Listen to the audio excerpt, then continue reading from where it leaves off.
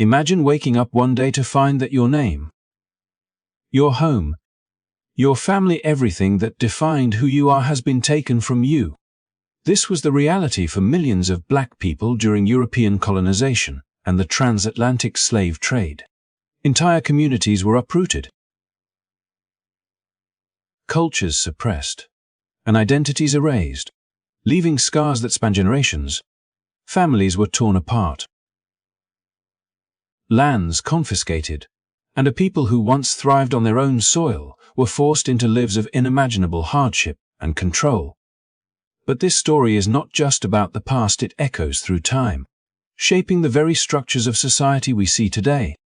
From neighborhoods segregated by law to the economic and educational barriers that still persist, the impact of this history continues to ripple across generations. The struggle is real, the pain is inherited, and the resilience is undeniable. In this video, we will uncover the untold truths of how systemic forces intentionally disrupted black communities. From historical injustices to modern-day inequities, we will explore stories of survival, resistance, and the ongoing fight for justice and equality. You will see how courage, perseverance, and community have been the backbone of a people who refuse to be erased. So if you are ready to dive deep into history, understand the roots of systemic challenges, and witness the power of resilience, make sure to hit that like button, subscribe to the channel, and turn on notifications. This is more than a story, it is a journey through time, a call to awareness, and a reminder that understanding the past is the first step toward shaping a fairer future. Welcome to a story that the world needs to hear. Let us begin. As the 20th century dawned, the promise of freedom for black Americans remained painfully incomplete. Though the chains of slavery had been legally broken, a new form of confinement emerged, invisible yet no less binding. In cities across the United States, policies carefully crafted by government officials and reinforced by local authorities began to shape the very landscape of opportunity, steering black families into concentrated areas of poverty while closing doors to wealth and stability. Redlining, a practice in which banks and mortgage lenders drew literal red lines around neighborhoods deemed undesirable for home loans, systematically prevented black families from purchasing homes in more affluent, predominantly white areas. These maps, developed under the guidance of federal agencies like the Homeowners Loan Corporation, became instruments of exclusion, condemning entire communities to underinvestment and neglect. But redlining was only one layer of a complex web of restrictions.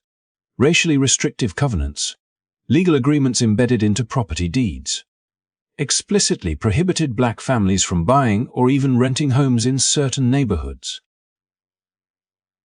These covenants, enforced by courts and backed by the authority of local governments, ensured that wealth accumulation through property ownership, a cornerstone of the American dream, remained largely out of reach. Black families who sought to move into better neighborhoods faced not only legal barriers, but also social intimidation and orchestrated hostility from white residents determined to maintain racial hierarchies. These restrictions did not just limit housing choices. They dictated the quality of education, the accessibility of healthcare, and the potential for economic mobility for generations to come. Neighborhoods designated for black residents were often starved of resources, with schools underfunded, streets poorly maintained, and community services lacking, while adjacent white neighborhoods flourished. The impact was cumulative. Children growing up in these environments faced overcrowded classrooms, outdated textbooks, and limited extracurricular opportunities, shaping educational outcomes that would influence employment prospects for decades. Black entrepreneurs, too, were constrained, unable to secure loans or expand businesses in areas where prosperity was possible, leaving entire communities economically marginalized despite the resilience and ingenuity of their residents. This orchestrated segregation created pockets of concentrated poverty, reinforcing stereotypes and perpetuating cycles of disadvantage. Wealth and opportunity, available to white Americans as a matter of systemic design, were systematically withheld from black communities. As families struggled to build security and pass down assets, they faced obstacles that were not accidental but deliberately engineered. Generations were left navigating a landscape where doors to better housing, safer neighborhoods, and quality schools were closed, while punitive policies and social hostility ensured that climbing out of these imposed confines required extraordinary determination and solidarity. Yet, amidst these structural constraints, black communities found ways to survive, adapt, and resist. Churches, social clubs, and informal networks became centers of support, teaching resilience, resourcefulness, and collective empowerment, even in the face of housing segregation and economic deprivation. Families maintained cultural traditions, nurtured education where possible, and created spaces for self-expression and growth. These efforts did not erase the harm caused by redlining and restrictive covenants, but they reveal the enduring strength and perseverance of black Americans confronting an oppressive system designed to suppress their progress. By understanding the deliberate nature of these policies, it becomes clear that the segregation of neighborhoods was not a byproduct of chance or personal choice, but a calculated strategy to contain black populations and maintain inequality. The legacy of these practices endures today, visible in the disparities of wealth, health, and opportunity that persist across communities. A reminder that freedom without equity can be incomplete, and that the structural barriers erected decades ago continue to shape lives in profound ways. Even as black communities navigated the harsh landscapes of segregated neighborhoods and underfunded schools, another invisible barrier emerged, one that struck not at property or income but at voice and agency. From the earliest days of Reconstruction through the modern era, every attempt by black Americans to assert their political rights, express grievances, or demand justice was met with a combination of censorship, intimidation, and carefully constructed structural obstacles. Voting, a fundamental right on paper, became a minefield of discriminatory practices. Poll taxes, literacy tests, and complex registration procedures were enforced selectively to suppress black participation, ensuring that political power remained in the hands of those invested in maintaining white dominance.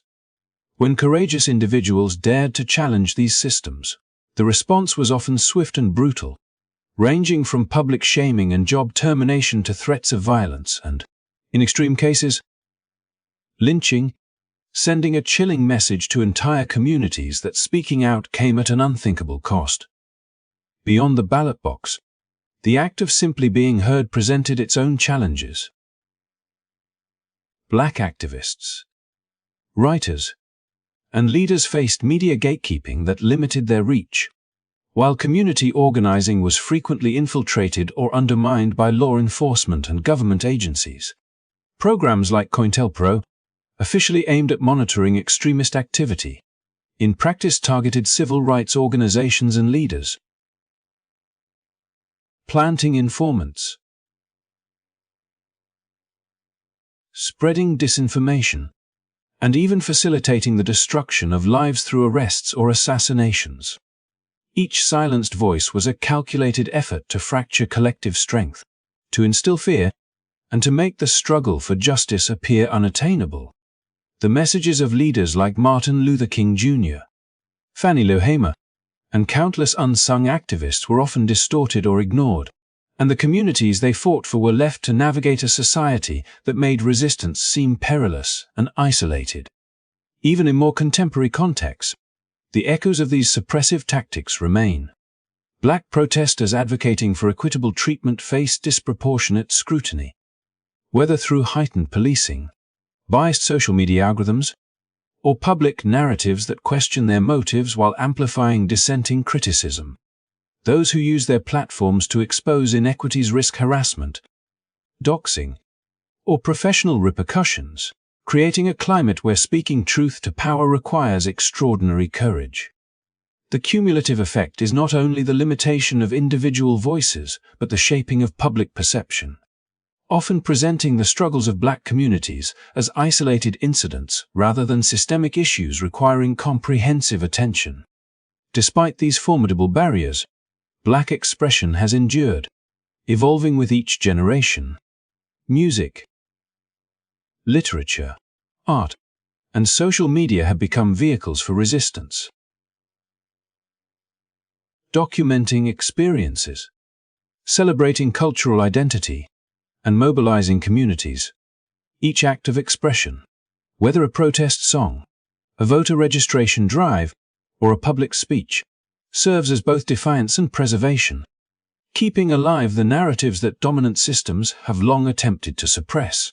It is in the continued assertion of these voices that history is challenged, policies are questioned, and the framework of injustice is exposed.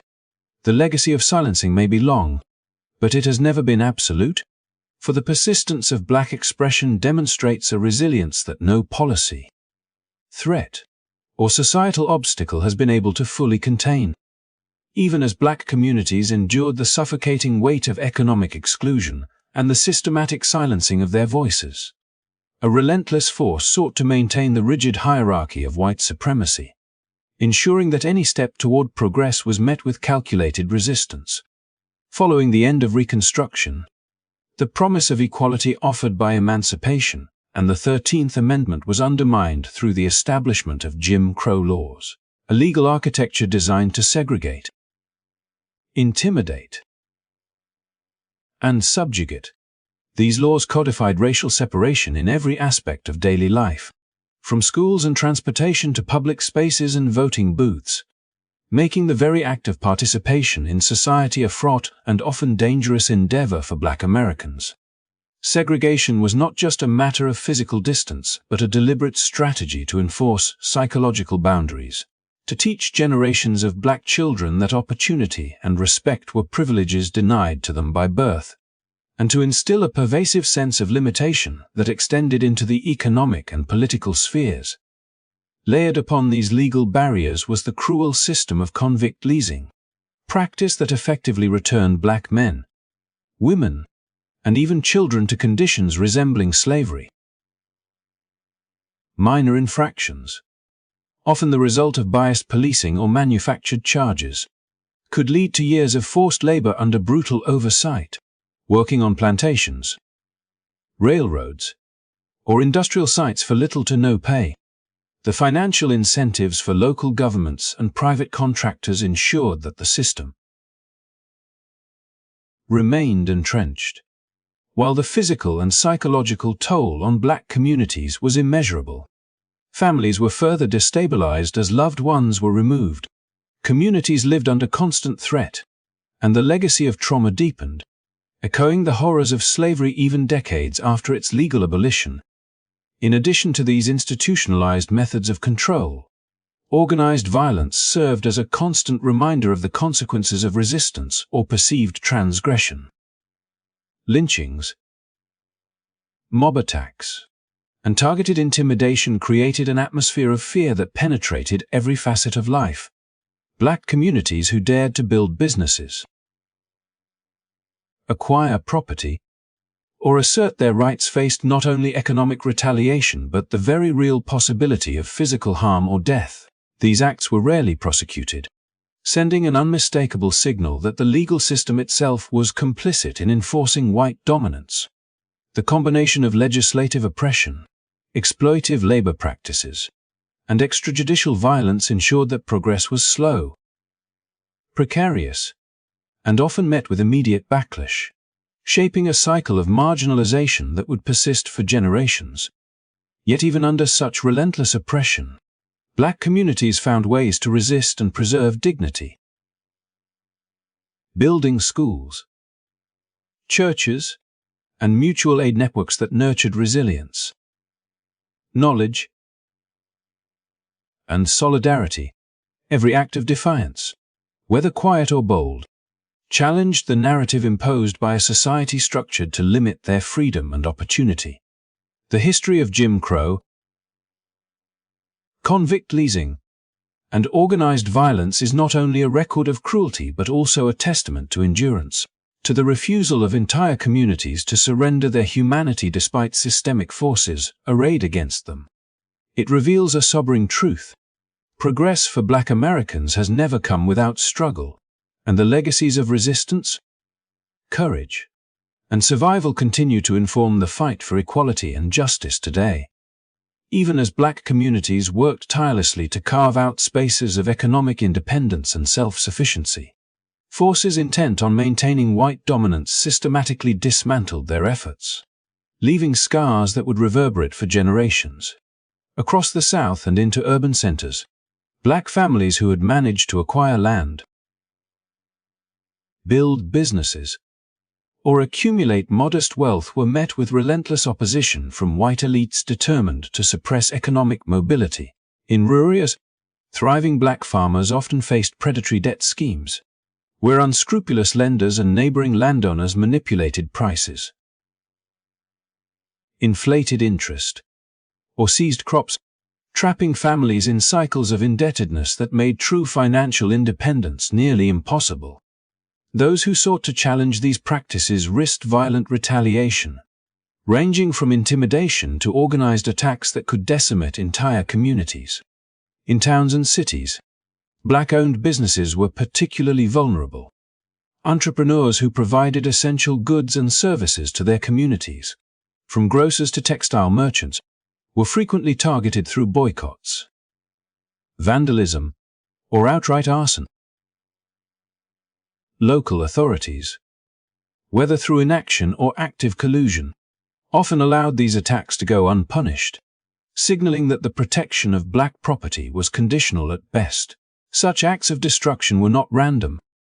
They were deliberate attempts to limit Black economic influence, ensuring that wealth remained concentrated in white hands and that generational transfer of resources within Black families was severely curtailed. Perhaps the most chilling reinforcement of this economic sabotage came through mass violence. Instances such as the massacres of prosperous Black communities, including the events in Tulsa's Greenwood district and rural lynchings tied to disputes over land or payment for labor, demonstrated that economic success alone could provoke lethal hostility. Families who had toiled for decades to secure stability saw homes burned, crops destroyed, and lives lost, often with no legal recourse or acknowledgement from governing authorities. These acts not only destroyed material wealth but also instilled profound psychological trauma, teaching communities that the pursuit of prosperity carried risks far beyond financial loss. Even in the face of these systemic obstacles, Black communities displayed remarkable resilience. Cooperative networks, mutual aid societies, and informal credit systems emerged to support families and preserve what little wealth could be safeguarded. Farmers formed unions to advocate for fair treatment. Shopkeepers banded together to resist discriminatory practices, and communities cultivated informal economies to sustain livelihoods. These measures, though often limited by external pressures, highlight the enduring determination of Black Americans to claim agency over their economic destinies, even when society was structured to deny them that right. The cumulative impact of land seizures, business destruction, predatory debt, and racially motivated violence created a legacy in which wealth accumulation was stifled and economic mobility constrained. What could have been a flourishing network of generational prosperity was repeatedly interrupted, leaving gaps in inheritance, opportunity, and intergenerational stability that still echo in modern disparities. Understanding this history reveals that contemporary economic inequities are not mere coincidence or individual failings, but the product of sustained, deliberate efforts to suppress Black advancement. The story of Black economic development, therefore, is both one of extraordinary perseverance in the face of systemic oppression and a sobering reminder of the lengths to which white-dominated systems went to prevent equitable participation in America's wealth and opportunity. as Black communities endured the deliberate destruction of their economic foundations and the silencing of their voices. Another battleground emerged: education, where opportunity and systemic inequities collided to shape futures before they had even begun. Schools serving predominantly Black neighborhoods, starved of funding due to the legacy of redlining and racially segregated housing, often struggled with crumbling infrastructure, outdated textbooks, and overcrowded classrooms.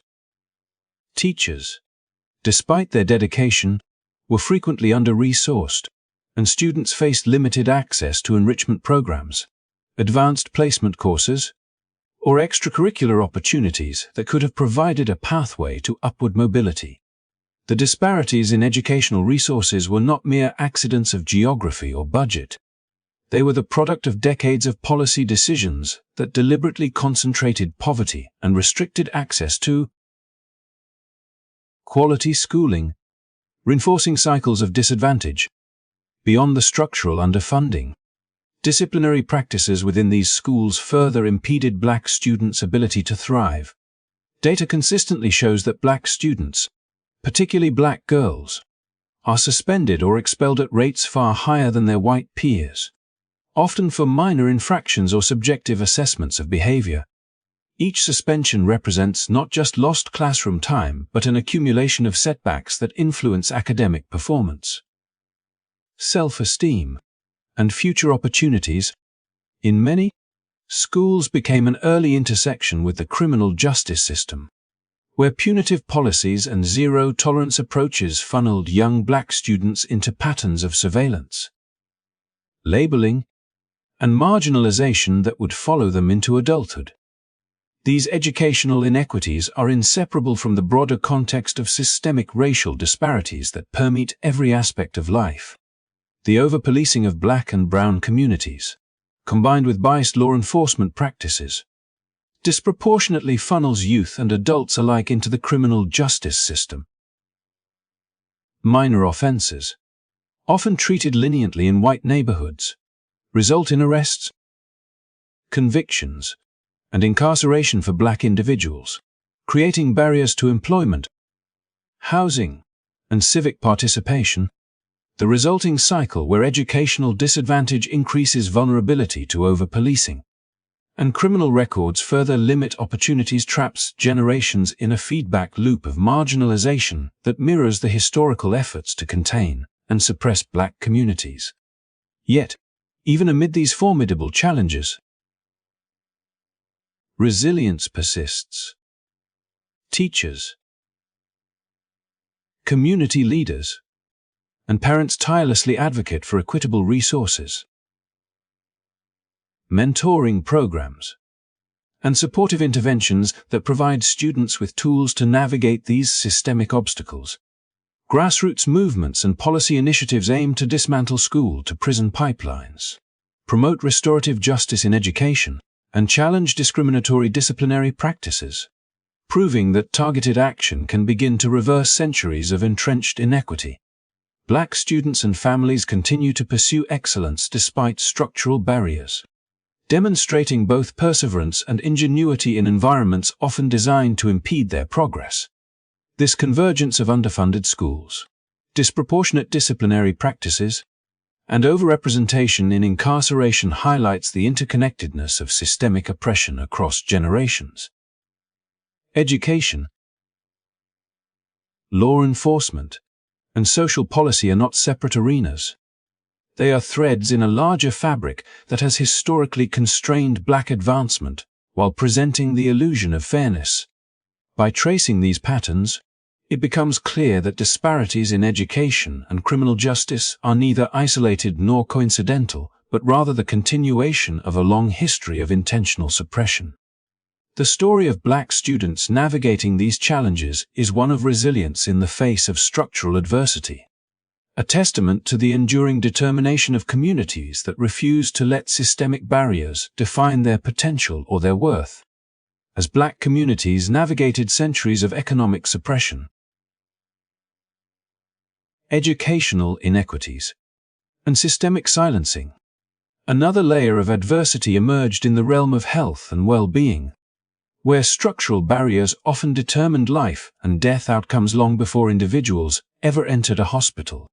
Generations of discriminatory policies, from segregated medical facilities to inequitable public health funding, created a landscape in which access to quality care was inconsistent at best and dangerously inadequate at worst. Hospitals serving predominantly Black neighborhoods were frequently under-resourced, understaffed, and ill-equipped to address complex medical needs, forcing residents to rely on facilities far from their homes or to endure substandard care. Even when access existed, implicit bias among healthcare providers often resulted in misdiagnosis, undertreatment, or dismissive attitudes toward patients' concerns, a legacy that echoes the historic devaluation of Black lives dating back to slavery and the exploitative medical practices of the 18th and 19th centuries. Maternal health exemplifies the stark consequences of these inequities. Black women in the United States face rates of pregnancy-related mortality up to 4 times higher than their white counterparts, a disparity shaped by a combination of inadequate prenatal care, chronic stress from systemic racism, and implicit biases in medical decision-making. Complications that might be preventable or easily treated in other populations often become life-threatening, illustrating how structural inequities translate directly into human cost. Beyond maternal mortality, chronic diseases such as hypertension, diabetes, and heart disease disproportionately affect Black communities, reflecting a combination of limited access to nutritious food, unsafe environments for physical activity, and economic pressures that restrict healthcare options. These conditions, when left unmanaged due to systemic barriers, perpetuate cycles of poor health that affect productivity, quality of life, and longevity, compounding the effects of historical and ongoing social marginalization. Dementia and cognitive decline also reflect the intersections of systemic inequities. Black Americans are at higher risk for Alzheimer's and related conditions, yet they remain underrepresented in clinical research, limiting both awareness and access to effective interventions. Environmental factors, including exposure to pollution, inadequate housing, and limited access to preventive care, further exacerbate vulnerability, creating a cumulative burden that spans generations. Food insecurity compounds these health disparities, with neighborhoods shaped by historical redlining and economic exclusion often lacking grocery stores with affordable, high-quality produce. Reliance on convenience stores or fast food options contributes to poor nutrition, which in turn elevates the risk for chronic disease and undermines the physical and cognitive development of children, setting the stage for health challenges that persist throughout life. These interlocking challenges underscore how health inequities are inseparable from the broader context of systemic oppression. Economic marginalization, educational disparities, over-policing, and environmental neglect converge, create conditions where preventable illness and premature death are far more likely for Black individuals. Yet amid these challenges, resilience and community-based solutions emerge. Grassroots health initiatives, local advocacy for equitable resources, and culturally informed healthcare practices demonstrate the capacity of communities to mitigate some of these inequities, even when institutional support remains insufficient. Recognizing these systemic patterns is essential not only to understanding the historical and ongoing struggles of Black communities, but also to shaping interventions that honor the dignity, agency, and humanity of those whose health has been disproportionately compromised by structural injustice. Throughout this journey, we have traced the profound and lasting impacts of systemic racism on Black communities, from the devastating legacies of European colonization and slavery to the ongoing inequities in education, healthcare, housing, and economic opportunity. We have seen how generations of policies, laws, and social practices were intentionally designed to suppress progress, deny agency, and concentrate wealth and power in the hands of a few. leaving deep scars that reverberate across generations. Yet, amidst this history of oppression and sabotage, the resilience, ingenuity, and determination of Black communities shine through as a testament to human endurance and courage. Understanding these patterns is not simply an academic exercise. It is a moral imperative that challenges all of us to confront the truths of our collective past and the structures that continue to perpetuate inequality today. Combating systemic racism begins with awareness, acknowledging the ways in which historical injustices have shaped present realities and recognizing the subtle and overt forms of discrimination that persist. It requires confronting uncomfortable truths, from the deliberate destruction of Black economic development to the pervasive disparities in education, health, and political representation. Awareness alone is not enough. However, it must be paired with deliberate action through policy reform that dismantles barriers, allocates resources equitably, and holds institutions accountable for practices that disadvantage marginalized communities. Whether it is funding under-resourced schools, reforming the criminal justice system, investing in healthcare equity, or ensuring fair housing and economic opportunities, policy changes are essential to creating a foundation where justice and equality can take root. Active advocacy is equally vital. Speaking out against injustice, participating in civic engagement, supporting minority-led businesses, and demanding accountability from leaders and institutions all serve to challenge entrenched power dynamics and amplify voices that have historically been silenced. Grassroots movements. Community organizations and everyday citizens play a critical role in shaping societal change, reminding us that dismantling systemic racism is not a passive endeavor but a collective responsibility.